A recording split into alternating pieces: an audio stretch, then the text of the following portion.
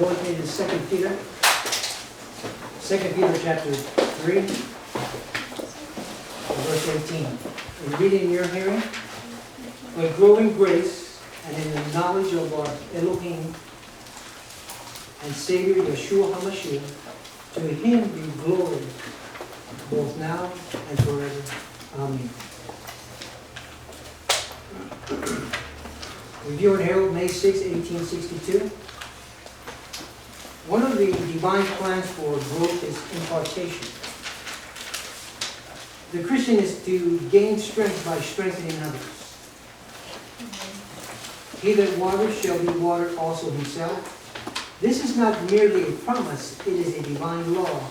A law by which God designed that the streams of benevolence, like the waters of the great deep, shall be kept in constant circulation. That's knowledge. Continually flowing back to their source. In the fulfilling of this law is the secret of spiritual growth, the signs of the times. June 12, 1901. As you begin, you may pull out your flyers, your packets. And the first one that I have there is a picture of the 7 churches. It's a picture of the 7 churches. You've had your studies on this. And then if you turn to the inside, you'll also have the definition of what they all mean. And you'll notice on Philadelphia, where it says, reproof, there's none. That's the message you're going to listen to today. That's the message you've been hearing. You'll see many studies on YouTube. You go in there, click Last Day Events or Evangelist Richard Gonzales, and you can click the Divine Statutes. You see studies. They're an hour long, an hour and a half long. But now I'm going to cut it down, and I'm going to give you 15 minutes, 30 minutes, because the mic can only accept so much. So what I'd like you to do is keep this for your references and your reading. You're going to need that. Now, we begin with the Ephesus, but we're going to go all the way down to Laodicea. Laodicea is lukewarm. The Amen, the faithful and true witness, the beginning of the creation. Commendation, there's none. Reproof, lukewarm, think have need of nothing. And then the overcomes reward will sit with me on my throne for those that overcome, that come out of the Laodicean state. The Seventh-day Adventist Church and other self-supported ministries are in the Laodicean state. They're doing the same thing. Why? Oh, they want to be connected to the remnant. They want to be connected to the remnant with the name, everything. Harlan College, Juji Pines, everybody else. Weimar. They all want to be connected to the remnant. But they want to teach you from books of any order, but they don't want to teach you the correct message that was dictated and signified by the angel through Christ to Alamo. This is the problem. It's a big problem. But now our city's got a solution. How many want to hear it? Number 1, repent. Can I hear an amen? Amen. That's it. 1 John chapter 1, verse 9. That's the answer. Now, how many want to hear a blessing? Amen. Come out later to see him. Come out of all this confusion. You know, I'm wearing a suit that's probably 6, 7 years old. I got a suit that I used to use. It's all down and think, oh, you're a priest, Richard. Well, actually, I got it because Anita Hazel used to work with me in the ministry. She's passed away. She's a powerful singer. And so I got the suit in New Jersey. So when I had to sing, I got tired of wearing these suits. I mean, the other one's all torn up in the inside, so probably open this one. But every time you want to buy a suit, it's always $400, $500, and I passed it by. So I went and got that suit out of the closet, and I put it on. I went to California. I had 7 of it. Everybody said, Richard, why are you wearing that priest of a that suit? Well, they didn't know that's all I had. That's all I had. So I put it on. So instead of putting on the shirt, I put on a tie to kind of make it look a little better. And so forth. But I used to wear the suit with Anita with the concerts, do prison ministry, etc. And so, like one of them is right here, Matthew 25, verse 35, 36. For I was in hunger, and you gave me meat. I was thirsty, and you gave me drink. I was a stranger and you took me in. But this is not only referring to those incarcerated, it's referring to people on the earth. But people like to use that for prison. Very different. 36, naked and you clothed me. I was sick and you visited me, Richard. I was in prison and you come unto me. Matthew 25, verse 35, 36. And then, here's the other one. We had a prison ministry out in, I think it was in Manassas here, last year. And I had this out. And all the people in prison ministry were looking at it. And it says, the greatest want of the world is the want of men. That's what we need, ladies and gentlemen. I'll say Amen. Men who will not be bought or sold. Men who in their inmost souls are true and honest. Men who do not fear to call sin by its right name, ladies and gentlemen. Even husband and wife, you're doing something wrong, call it. Men whose conscience is as true to duty as the needle to the pole. Men who will stand for the right though the heavens fall, and this is correct, Education, page 57, 1903. Amen. The book of Education is a compilation of the writings of Ellen White. The one that started to put things together was her secretary, Marion Davis. She was her elite secretary. She had other secretaries, but she was the one who began to do this. And to write Desire of Ages, it was Marion Davis. They got the writings from Samuel J. Andrews in order to put this book together.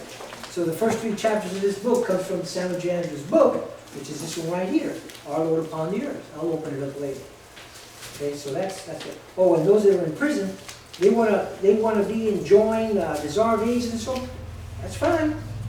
But the first 3 chapters comes from a Sunday keeper, Samuel J. Andrews, and then a synopsis from the 4th chapter to the end of the chapter comes from Our Lord Upon the Earth, a Sunday theological view. So on page 568, it says that Jesus Christ is today in the holy place, interceding on our behalf. Is that true, ladies and gentlemen? No. Okay, so what does it say? That today he is in the most holy of holies, interceding on our behalf. That's a Sunday theological view. And there's more on this. And, I mean, you can't do nothing wrong because you're studying theology, but he's wrong. He didn't have the message. But it came from this book. This is the manuscript she used, presented to Ellen White. Ellen liked to write a book. Okay, she went through it, etc. Go ahead. That's how that happened. Willie White got involved with it, and many other people got involved with it. Kellogg wrote a letter saying, hey, that's a good book, Ellen White, etc.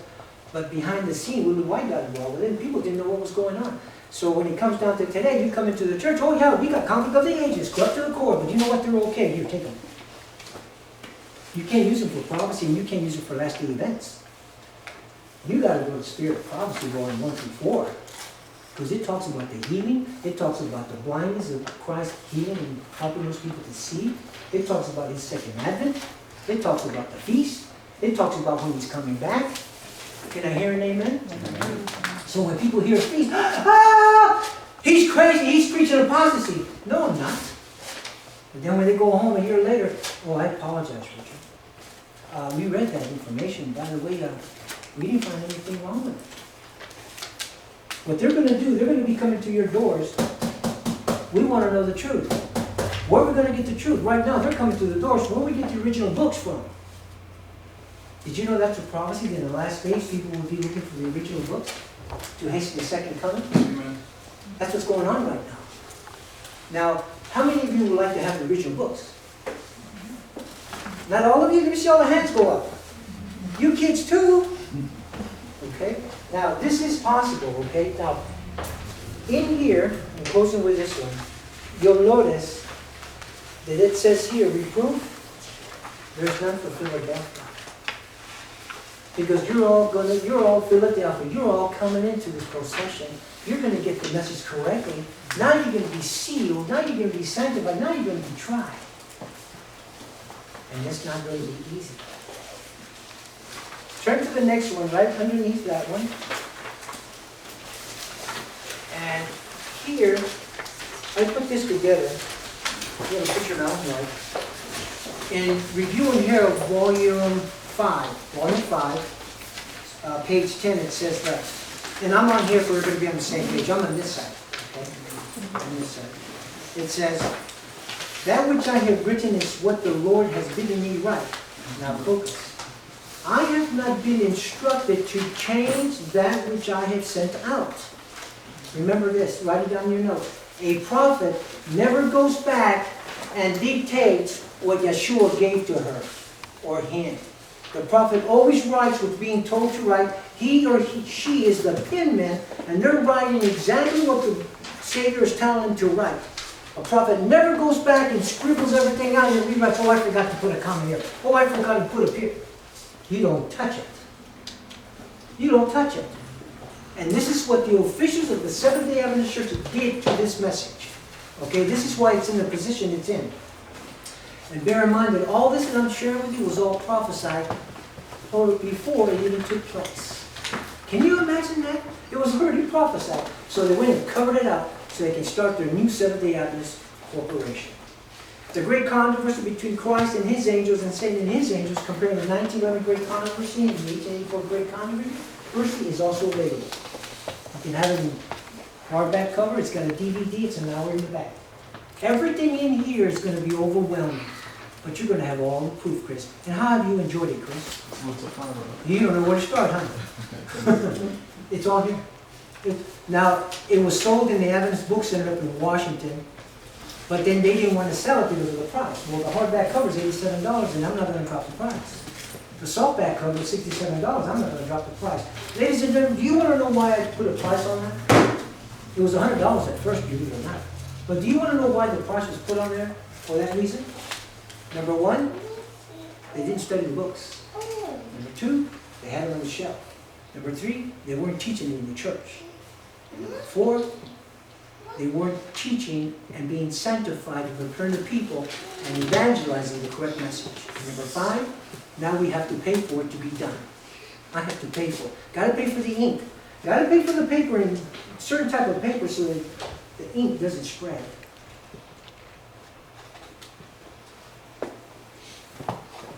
But I have dropped the price, by the way. $55.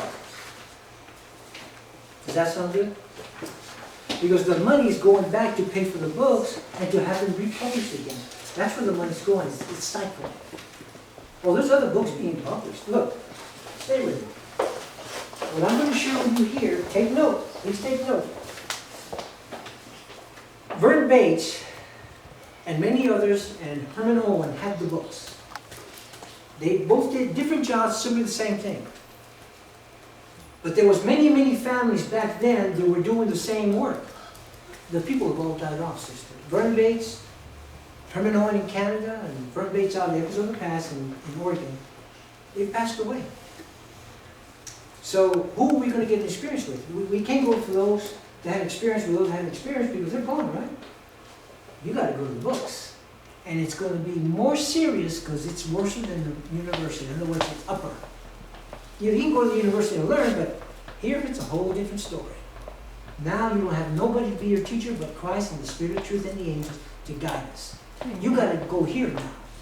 This is what I'm saying. Take note of everything that I'm saying because it's going to be easier for you so you can turn to the books. Oh, it's on this book, number 19, page 126, 128. Oh, this is what he said right here. Now I can compare with their books and what they took out. Now I can see the whole prophecy and what's being said. Because in your book, Chris, that you have, in the Great Controversy, in the 1911, the Seventh-day Adventist Church rejected the sanctuary, they rejected the Sabbath, they rejected the third angel's message. Did you know that? Oh, yes. And this is going to be repeated again right now, as I'm speaking right now. Because they're already going to do it. There is a book entitled Christian Service. Religious Liberty is the name of the chapter. Page 155. It says,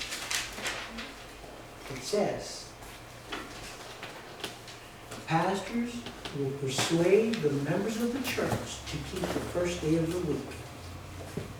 That's one.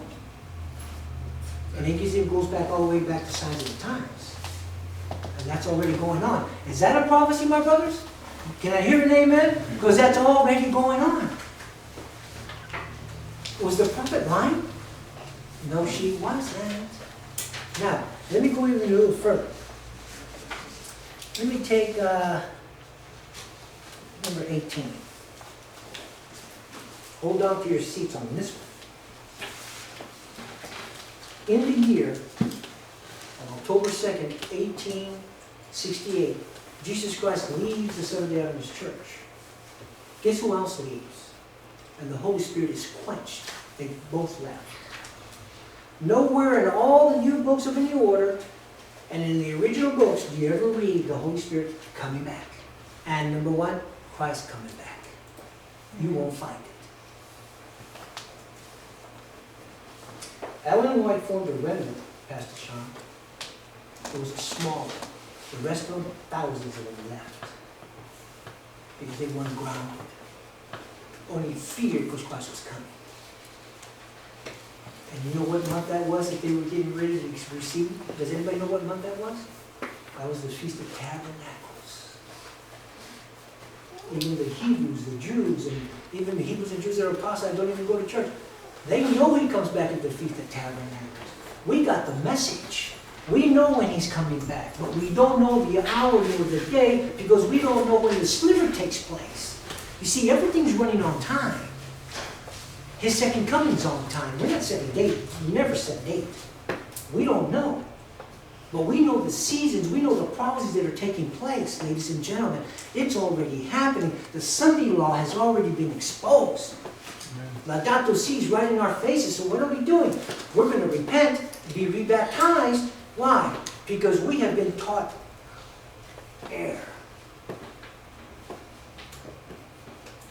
All these people who have PhDs and are pastors, they're not going to give the message. When you get a hold of the message, you're going to be above them, down, you're going to be teaching them, and then they're going to come out like Pastor Gregory told me, which I can't preach this in the church. He says, I got to support my family in Romania, in Armenia. He says, you know, I accept the message, which he accepts the message. But I can't preach this in the church. He says, get fired. So then who are we working for? Blind feeding the blind. So in this book, it's a lot of information.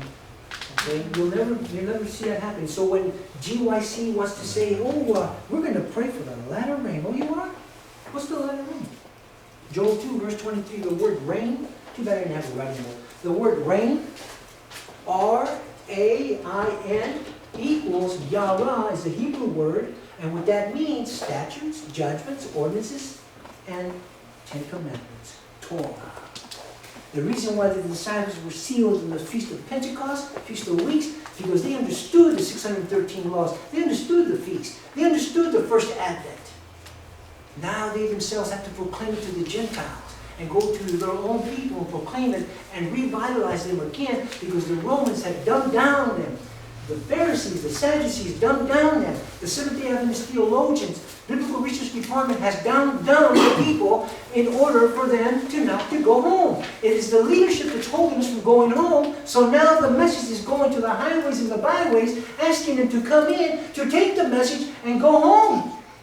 There's nothing left to do, ladies and gentlemen. The border wall is just an initiation to what's coming because we ourselves are going to be in the same predicament that all these people from Mexico or Latin America or other countries are experiencing. They're testing everything that's going on to see that it's going to run on time.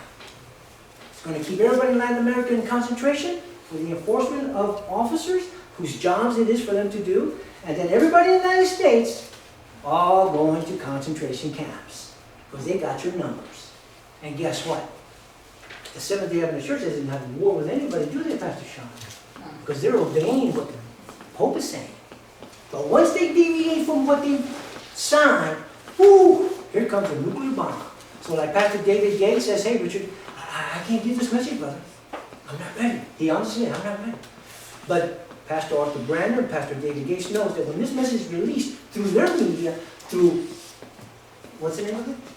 Ministry International. Gospel Ministry. There you go.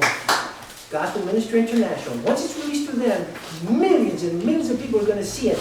And the roll is all up yonder. It's a nuclear bomb that's going to hit. And they know it. We just talked this week.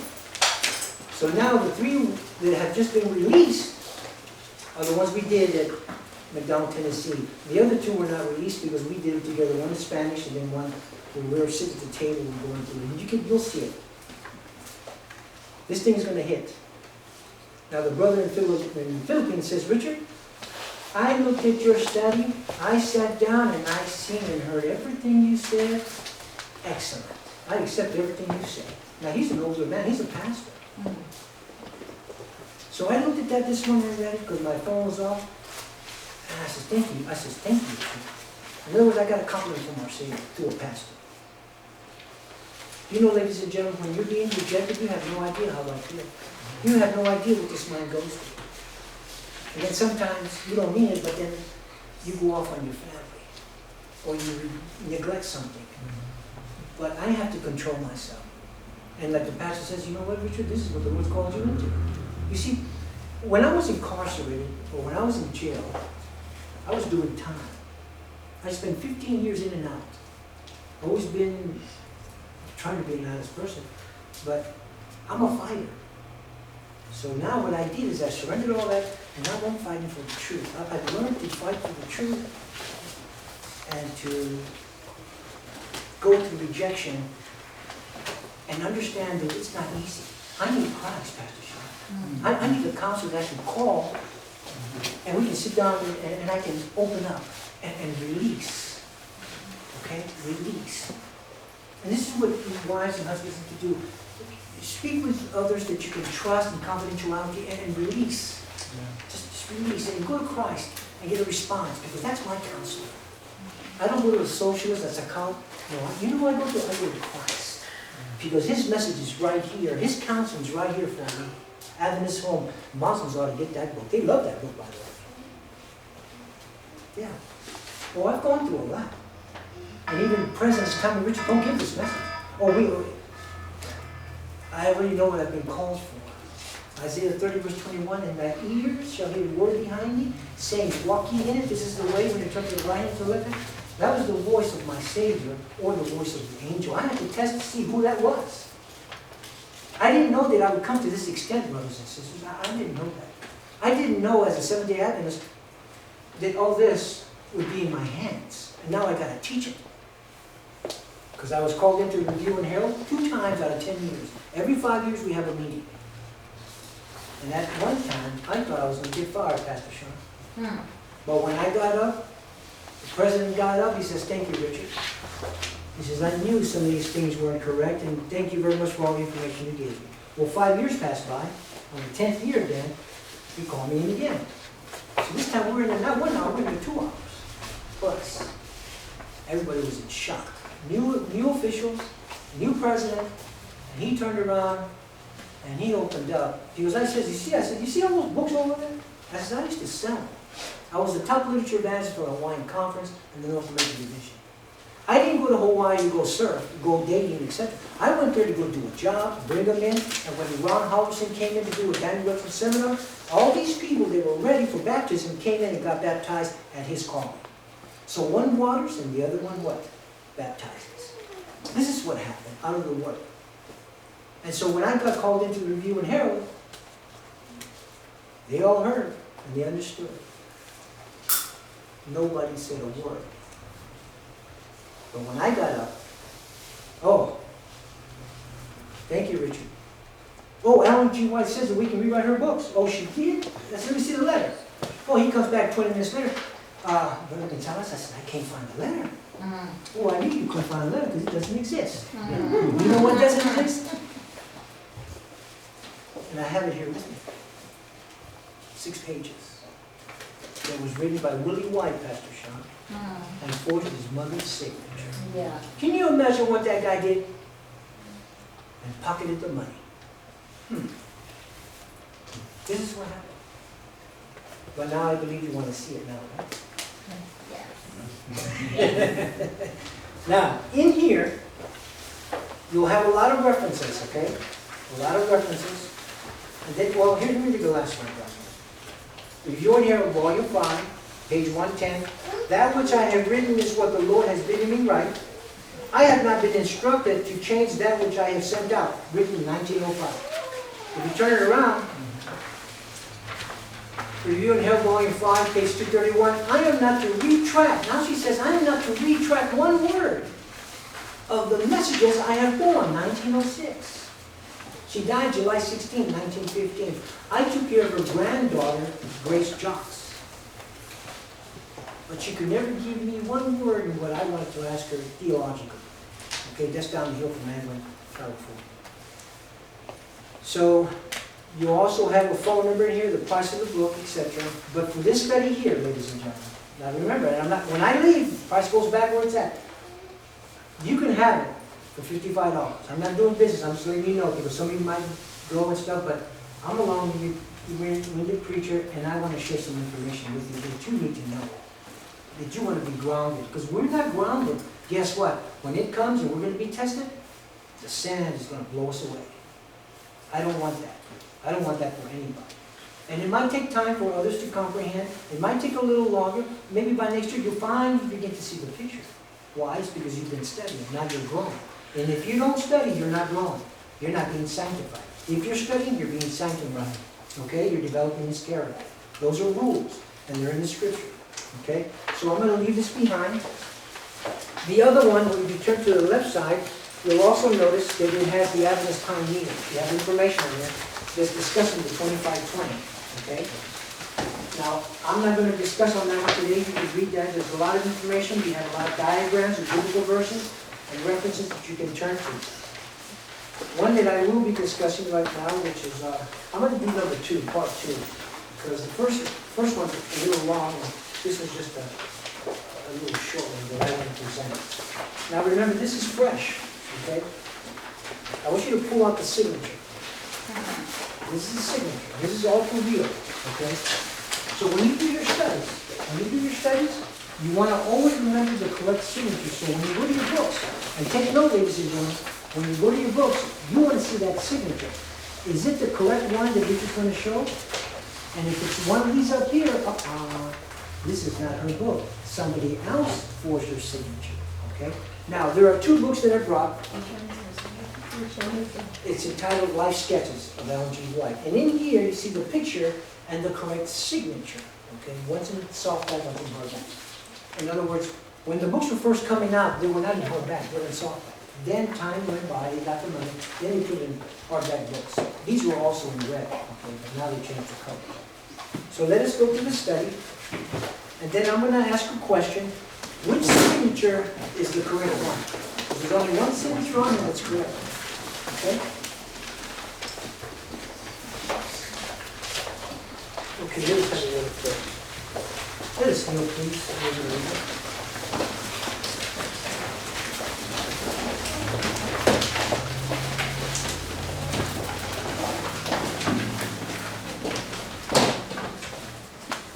Our Father, here we stand. Send us to give this message. Anoint us with thy Holy Spirit. And we ask for the early and the latter rain, for character development. In the name of Yeshua we pray. Amen.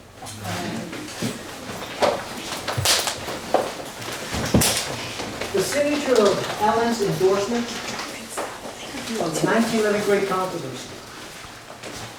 From the book, 1880 book, Life Sketches, which I had shared earlier, which is this here, Life Sketches. Okay, currently believed to be the real signature of the prophet Ellen G. White. In here you can see her correct signature. This is a correct signature right here. This is how she wrote. I studied criminology for 3.5 years. I was studying to be a correctional officer in the state of California, and I learned printing, and I also learned signature and forgery, etc., etc. And there are some key points here that never dawned on me until this right here, which adds up to everything else. So when you're looking and you're reading books, you want to memorize this signature right here. This is her signature. And then you want to see how Lee White turned around and made a stamper and forged his mother's signature to use that stamper on the letters and pamphlets that were being passed out. They would use that forged signature strewn so that the secretaries could use so they could pass out the information without her knowing. Okay? Continuing. This here is what I have with me also. I don't know if you have a printer, but I can hand it to you, Chris, that you can make copies and you can pass it out to the members. They would receive strength to resist. They would study with deep searching of heart. Okay? This is just a few that I want to read. But the reason why I'm bringing it out is this. Which is her correct signature right here? Because I showed you this one. You see the signature, how it looks? Okay, now look at the next one. Is that her correct signature? Is that her correct signature? Whose signature is that? That's Willie White's signature. What he did is he turned around and did the first one, and then he turned around and did the second one, right here. Ellen White doesn't do that. She never did that in any of her writings. It was her son that had already been persuaded and pulled in by the officials to be on their side. He compromised because he had the power. Okay? And so what he did, he went and got a stamper and turned around, forged his mother's signature, and got that signature and took it in so that they could make a stamper so that it would be used in their administration in passing false documents, like manuscript releases. Those you need to be very careful because the majority of that stuff is not what she wrote. Okay? It's coming from someone else. Continuing. In selected messages, now take your notes. In selected messages, Book 3, page 124, where this letter appears in part, it has been listed as being signed as Alan G. White. Signed Alan G. White, letter 56, 1911. Now remember, scholars, you have to take dates, and you have to understand what happened in those dates of that year, everything, okay? Third selected messages, 124, paragraph 2. However, that claim concerning the signature contradicts the document which Avondale College sent us, okay? Which has it being signed two different ways by Sister White. This whole business is not straight and frank, okay? Because they didn't even have the correct message either. Now, remember, there are leaders within the Seventh-day Adventist Corporation who are entrusted to understand what's really going on. Everybody else, they don't say it to them, okay? A, we pose some simple questions. Since when does a person sign their full name, including their middle name, in signing letters? 1, why is the letter signed twice? 2, why does the letter bear two different forms of signature? So as you look at your handout on the signatures, you'll notice that the top one begins Alan Gould White. But look at the E, the G, and the W, how it's being written, and compare it with the other ones. Number 1, here are the two 1911 signatures from the infamous Great Controversy letter. And this information, by the way, which is also a study, is also found in the book entitled Messengers. And I emphasize, get the book. In here, you're going to get all your answers, okay? Messengers, okay? This information, the Alan G. White estate, the organization, everybody else kept it hid from all the people, because in there you got the prophecies, okay? Number 3, is not one form sufficient to verify its authenticity? How do you pronounce it? Authenticity, thank you. B, in relation to the signature Alan G. White, which appears below the signature Alan Gould White. Do you notice the difference? Look at your paperwork. So on the top you got a long one, and then you have your reference where you can find it. And then the second one says Alan Gould White. It's totally different. It's more slanted to the right, okay? And then you got Mother Alan G. White. Number 2, you find it here is the 1910 signature from page 83 in Messages to the Remnant, which is the blue book later in front of us. And then you go to number 3. Here is the 1909, look at the signature of the year, signature from page 101, Messenger to the Remnant. All this is confirmed in the book, okay? And then you got Alan Gould White, number 4. Here's the 1908 signature from page 83, Messenger to the Remnant, that you can verify. And then we come down to number 5, Alan Gould White. Well, interesting to note that you can't even make heads or tails of that W is a W. Although we printed this over and over. Now, number 5, here's the 1890. Remember the year 1890? So we're going back, 1890, signature from a letter to J.S. Wishborne. Now, look at number 6. Can you see number 6? Mm-hmm. Number 6, here's the 1880 signature from the book Life Sketches. Life Sketches. Right here. So I'm going to open it up. So here you got James White, he wrote his signature. James White wrote his signature. These are nice pretty pictures if you see the original. And then you got Alan White's signature. Okay? This is her correct signature. Now you never knew that the signature would mean anything in the writings of the books, or pamphlets, or pages, or manuscripts, did you? Because all these manuscripts are not correct. Now we're going to turn to how they did it. Now we're going to go to their book, the corporation's book. I'm going to show you this picture. Here's Alan Gould White. You notice the signature? It's somewhat a little different, but it's the same. But that's her signature. Okay? You never thought that her signature would mean anything in these last days in Palms, did you? How do you like him now? Now, my question is, look at your papers. Number 7. Here's the 1851 signature for page 42 in Messenger to the Remnant, which is right in front.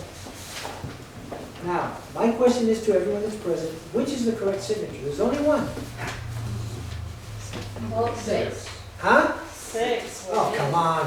Do you want me to go back to the picture on the screen? Yes, please. Yes. You mean that too, don't you? Okay, let's go back to the signature. Okay, there's the false one. What do you see? Compare it with your paper. Which is the correct one? What number would it be? Number 6. Huh? Number 6. Somebody's having a hard time saying the correct page. What book? What page?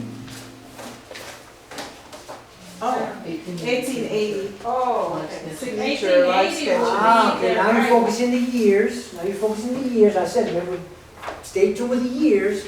So which one's the correct one? Number 6. Number 6 is correct. So you want to put a check mark so you remember that's the correct one. Now the manuscripts and the writings of the Review and Herald and all her books, everything, they all have to match. If it's not her signature, that's not her writing. When you read her correct writings, you're going to follow her through from the beginning to the end. And then when you read other books and other manuscripts that twist and sound totally different, that's not her writing. Is that why she said, go to my published writing? Ah, thank you. Somebody's awake. She says, go to my published books. Yeah. And the church turned around and says, read her published works. That's incorrect. She says, the prophet says, read my published books. Because what is detailed in my published books is salvation. Christ coming and giving you forgiveness and taking us home.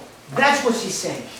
She was preaching the Philadelphia message to take us home, all nationalities. But the Spanish people would be at the vanguard in the last days giving the message, brothers and sisters. Did you know that? There's a Spanish DVD in the back. It's got 37 minutes and 22 seconds. Manuel Vasquez, the vice president of Seventh-day Adventist Church, stumbled across the writings and found the manuscripts and put it into the book that he prepared, which is about so big. And what it says in there, quote me, the Lord has shown me that in the last days the Spanish work would be, the Lord has told me that in the last days the Spanish work would be at the vanguard in the United States. The key here is vanguard, in parentheses. What that means is these people are going to be at the front in the United States giving the message. Why? Why? What does he see in this nationality? What lineage do they go back to the 12 lost tribes? Why are they supposed to be here? Why have they been given that gift? Because what's happening, this Antichrist doesn't even know it. Benedict didn't even know it. They were told to tell the Pope, no, not tell the Pope, tell Obama, you don't let the Spanish people come in. Oh, yes, okay. So what they were doing, they were bringing them in by thousands in groups, and they were placing them in Nebraska, placing them in California, sanctuary cities, placing them in New York City, placing them over here in Illinois. But they were told to go ahead and go collect welfare. Go ahead and get your medical benefits, etc. Get your paperwork going, etc. This is what was told to them. Did you know that? Now, President Trump comes in, the Antichrist tells Trump, you will let the Spanish people come in, I will think about it. They will come in legally, so you're going to sign the documentations and you will pay for the fees to take place, and it will be processed. Now, the fees for everybody of any nationality, if you've already done your processing the paperwork, good. But for those that are just coming in, the doors are going to close. Yes, yes. It's going to close, and it's going to close hard. When it closes, it's going to start. It's going to start to rumble, Pastor Sean. Okay? That's why your people got to get ready and have a place in the country, have your food growing, get these greenhouses going, and learn to do massage, learn to do hydrotherapy, and learn to eat from the land and quit eating the pizza. Stop! Did you know that cheese causes deterioration of our memory? Stay away from it. The health message is the right arm. Amen. But I'm not going to give you the right arm right now because I want to do this. Yes. Okay, so there's a packet inside there that you can use for juicing to heal any sickness, but you have to juice it and combine it and make it strong, potent. Okay? Can I hear an amen? Amen. Our Father who art in heaven, bless these people who are your children. And bless me who am nobody to teach. That they may be better teachers than I am. Anointed with thy Holy Spirit. For your glory we pray. Amen. Amen. Therefore, from the 1880 book, and by the way, this is the 1880 book, okay? This is the 1880 book, okay? Life Sketch is currently believed to be the real L.G. White signature. And this is what Willie White did here. He forced both his mother's signature because he wasn't content with this one, they couldn't be read, and then this one right here was more readable. In Selected Messages, Book 3, page 124, where the letters appears in part, it has been listed as being signed as L.G. White. Your reference is found in Third Selected Messages, 124, paragraph 2, letter 56, 1911. However, that claim concerning the signature contradicts the document which Avondale College sent us, which has it been being signed two different ways by Sister White. This whole business is not straightforward. In other words, it's not correct. It's contradicting each other. A, we pose some simple questions. Since when does a person sign their full name, including the middle name, in signing letters? One, why is the letter signed twice? That I showed earlier that Willie White or something. And number two, why does the letter bear two different forms of signature? Because one was not correct. And so he rewrote it and printed it himself. Three, is not one form sufficient to verify its authenticity? B, in relation to the signature Alan G. White, which appears below the signature Alan Gould White. So I briefly went over that with us. We can state with a fair degree of certainty that it was probably the rubber stamp of Sister White's usual form of signing her letters. Here's where the problem comes in. It was the stamp that Willie White had prepared. Willie White had a rubber stamp made of his mother's signature to stamp upon her letters sent out. The early Elmhaven years, which are the books to my right and your left, are these here. These are the Elmhaven years. Okay? These are the Elmhaven year books that Arthur White put together with the correct messages and a little flaw here and there. But in there, if you want to know who wrote these are ages, you'll also find them as well. You know, our Savior hasn't left us alone with nothing. In the last days, every little iota is going to be revealed. Okay, everything. Even who's the remnant. But I'm glad that you got churches happening on Wednesday, Thursday, Friday, Sunday, you name it, etc., or Sabbath, because they're all going to come out of these fallen churches and they're going to join the remnant. Can I hear an amen? Amen. All of them. I don't care what color we are. I don't care. We don't even have a color. I don't care. We don't got no colors at all. Or we belong to organizations, secret societies, Jesuits, Catholics. I don't care where you come from. My job is to give you the message, baptize you in the name of the Father, Son, and Holy Spirit, and convert you through His Spirit to make sure that you're found worthy to be His disciple and go out there and give this message, whether you got a job or not, because there's plenty of employment in this world. It's just not for Richard, it's for you, brothers and sisters. Your health message is the preparation to help you to have your food on the table to heal those people in Tennessee, because Tennessee, they wouldn't have these 10 commandments if I didn't send them to Vance Farrell. I send him thousands of pallets. No, I sent him thousands of these posters, 10 commandments. Tennessee is the only state in the United States that received a bundle of this mess. Wow. Did you know that? Mm. Yeah. But it was through the Holy Spirit, through His angels, that He helped me and my wife and our children to disperse this information. The individual that put this together was Dr. Abraham, who died in Torrance, California a few years back. He was the one that was sponsoring me. He died, ladies and gentlemen. I don't have the funds to do this. Did you know that? I helped him to correct the writings in this so he could redo it so that people could read it better. You see the word Sabbath? In the other ones, you'll see it a little bigger. I asked him to make it bigger so that people can see that, because it's the sign for the last generation. You see, you might not be understanding the Moeds. You might not be understanding when all this is, because the Moeds is reference to Him and Him alone. The weekly Sabbath is to Yeshua and Him alone. But our Father is jealous. He's a consuming fire. And He's so powerful, He's so holy, that He's being so generous that the only test that I'm going to give you, brothers and sisters, is that you keep my Sabbath holy. Because we know already that the devil came in and he changed all my Moeds in Leviticus chapter 23. It's not nailed to the cross. It's permanently still binding. It's in the feminine. The ones that are not binding, which are statutes, are in the masculine. It's not binding anymore, brothers and sisters. It's over with. And that's Hebrew number for masculine is 2706. It's a masculine. It's not binding anymore. The statutes that are binding, statutes that are binding and correlate with this is 2708 and 2707. It's permanently binding. It's a seal upon you and upon me, everybody. But the devil turned around and used the Catholic Church and Pope Francis I to turn around and get rid of this. Benedict's the one that told the priest out in Israel, do away with your Torah. After a year later, they came back and says, never. Never upon our life will we get rid of the Torah. Why? Because it is the foundation of the government in the kingdom in heaven. And that's what the devil wants to do. Once he can do away with this, he can deteriorate our minds, and we will never know his salvation. We're sealed in this, brothers. So in these last days, the 144,000, they're going to open up. Whether you're ready or not, I'm going to open up. Why? Because He loves us. Because those little sins that are inside us, that's just been burning us, guess what?